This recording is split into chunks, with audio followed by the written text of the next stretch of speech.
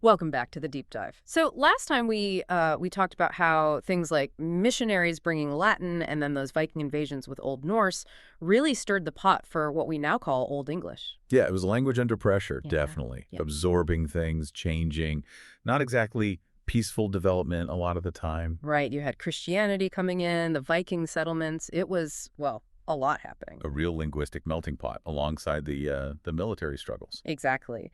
And today we're zooming in on someone who wasn't just caught in that storm, but really tried to navigate it. A huge figure, Alfred the Great. Alfred, yeah, King of Wessex, what, from around 848 or 849, right up to 899. And those titles spick, don't they? The Great. Even Father of England. They really do. And our mission for this deep dive, looking at the sources, is to unpack that.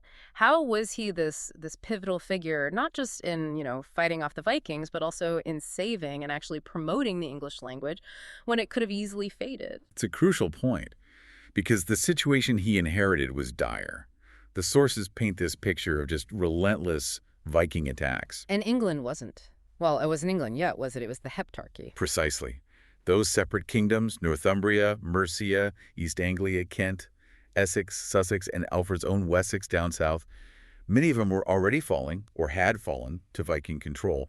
The pressure was immense. Okay, so let's start where most people probably know Alfred best, the military leader, the guy fighting back. That's definitely his primary claim to fame initially.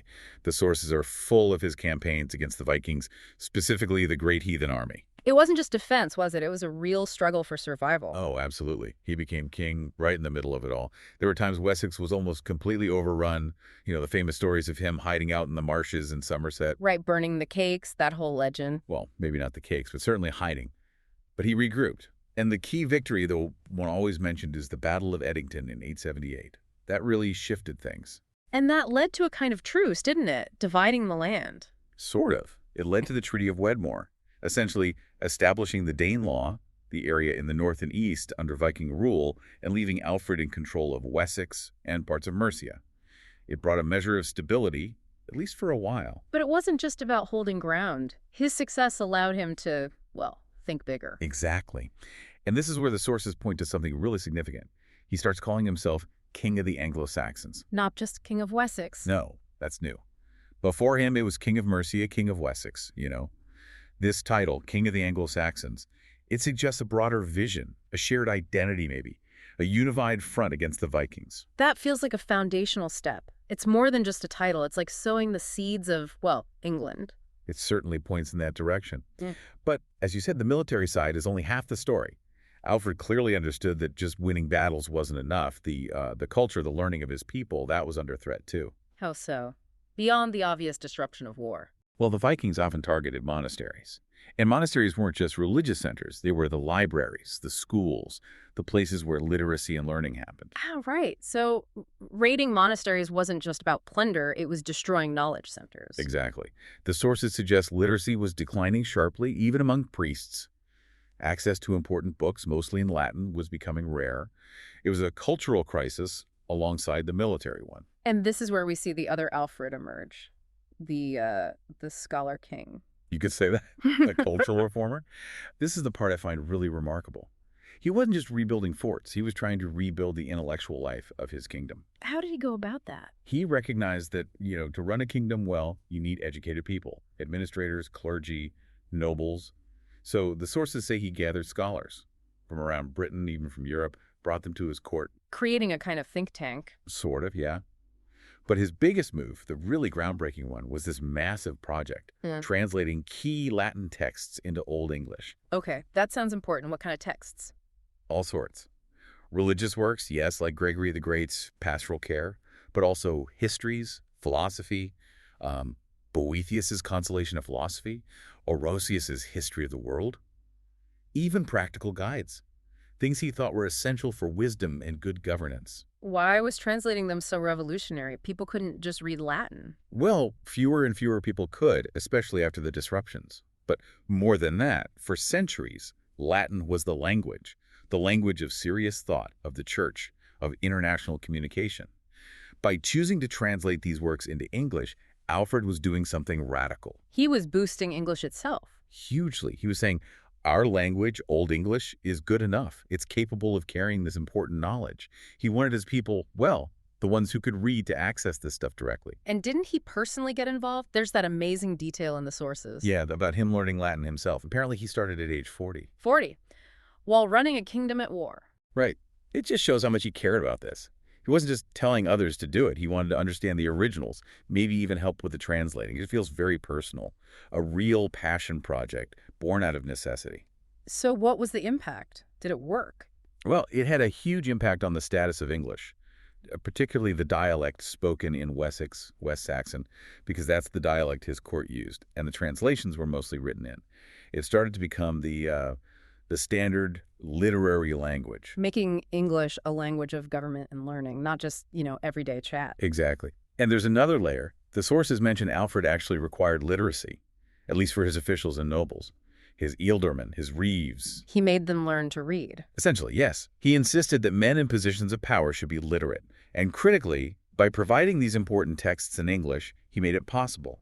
You have to read, and here are the books, in your own language. Wow. That really connects power, knowledge, and the vernacular language in a new way. It absolutely does. And then there's that fascinating little nugget in the sources about the translation of Bede's ecclesiastical history of the English people. Oh, yeah. Tell us about that.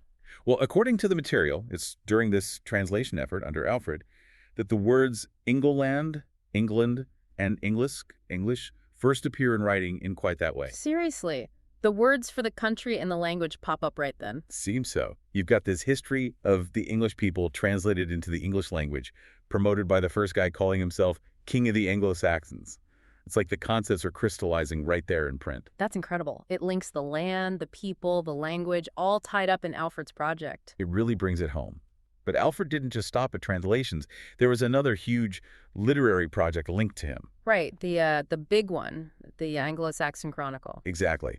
England's first real national history, you could argue. And crucially, written in Old English. So not just translating others' work, but creating original history in English. Yes. It seems it was commissioned, or at least started under Alfred's direction, late in the 9th century. It wasn't one author. The sources suggest it was more of a compilation. They pulled together older local records, annals, from different monasteries, and wove them into a continuous narrative. Giving the Anglo-Saxons a shared story, a shared past, in their own language. That seems to have been the idea. A unifying tool, perhaps. Yeah. And the amazing thing is, it didn't stop when Alfred died. It kept going. For centuries. Mm-hmm. Monks in different places kept adding to it, updating it with local and national events. We have several different manuscript versions. The very last entry, in what's called the Peterborough Chronicle, goes all the way up to 1154. Wow, 1154. That's well after the Norman conquest. It is.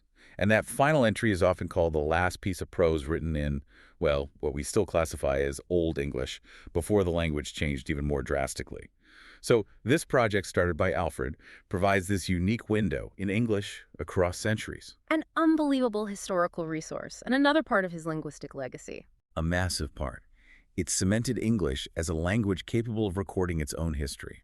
Which brings us to the language itself. Old English wasn't just one thing, was it? The sources mention different dialects. Right. You had dialects like Northumbrian up north, Mercian in the middle, Kentish in the southeast, and Alfred's own West Saxon in the southwest. They would have sounded quite different. So why did West Saxon become so important? Just because Alfred spoke it? That was a huge part of it. His court used it, the translations were mainly in it, the chronicles started in it. That gave it immense prestige. But there's also a practical reason. Which is? Survival. Wessex was the kingdom that most successfully fought off total Viking domination. Its monasteries and scriptoria, places where manuscripts were copied, largely survived intact, unlike many in, say, Northumbria or East Anglia. Ah, okay. So more books written in West Saxon simply survive for us to find later. Exactly. So we have far more texts in West Saxon than in the other Old English dialects. Yeah. It became the main literary standard, partly by design, Alfred's patronage, and partly by the luck of history. And this West Saxon dialect is what people often mean when they talk about Old English. It's certainly the form that's most studied and best understood, yes. And it heavily influenced the direction the language took later on, though it's still very different from the English we speak. How different? Like, could we understand it? Honestly, barely, if at all, without specific study. The grammar was much more complex, lots of inflections. Word endings that tell you if something's a subject, object, possessive, like in German or Latin. We've lost most of those now. We rely on word order. Mostly, yeah. So, while Alfred's English was definitely Old English, his work in promoting a written standard and creating this body of literature that was crucial for its survival. It gave English a kind of anchor. So it could weather the next storms, like more Norse influence and then the Norman conquest with all its French? Precisely. It helped ensure English continued, that it had a written tradition to fall back on and evolve from, rather than just fragmenting or being totally replaced. It really does make sense why they call him the Great and Father of England. It wasn't just the battles. The sources also mention he worked on the legal system, the military structure, too. Yes, he was trying to build a more stable, organized kingdom across the board, codifying laws, reorganizing the army and defense with fortified towns, the burhs. He was a nation builder in a very real sense. Laying the foundations for, well, England as we know it, and for the English language to survive and grow. He really did. His actions created a space, both physically and culturally, for an English identity to develop. Okay, so stepping back. We're talking about something that happened over 1,100 years ago. Why should you, listening now, care about this Anglo-Saxon king? Well, I think it's a powerful example of how leadership can shape more than just politics or borders. Alfred's deliberate choice to champion his own language, English, for learning, for government, for culture, that had profound, long-lasting consequences. It wasn't inevitable that English would survive, let alone become a global language. Not at all. It faced huge pressures. Alfred's actions, valuing the vernacular, investing in translation and education in English, helped set it on the path it took. It shows that culture and language aren't just things that happen. They can be actively protected and nurtured. His legacy is, in part, the language we're speaking right now. That's a pretty direct connection. It makes you think about how fragile languages can be, but also how resilient if they have champions. Exactly. He provided that vital support at a critical moment. So Alfred the Great, military hero, yes, defending the land, but also, maybe even more importantly, this cultural visionary who defended and promoted the language, saving both in a way. A dual role, definitely. Protecting the realm and protecting its voice. Right. Well, next time on the Deep Dives, we're going to take that linguistic leap. We'll leave the history behind for a bit and actually get into Old English itself. What did it sound like? How did the grammar work? What were the words? Yeah, trying to get a real sense of what English was actually like to hear and maybe even try to read. Should be fascinating. Looking forward to it. Okay, before we go, here's something to chew on. Drawing just from what we've discussed today from the sources. Think about that specific detail. Alfred, a king fighting for survival, decides in his 40s he needs to learn Latin. Not for prestige, but so he can personally oversee translating vital knowledge into English for his people. What does that intense personal commitment, that deliberate choice by one leader, tell you about how languages survive or don't survive? How much can depend on individual action and belief in the face of huge historical forces? Something to ponder about the resilience and maybe the vulnerability of language and identity.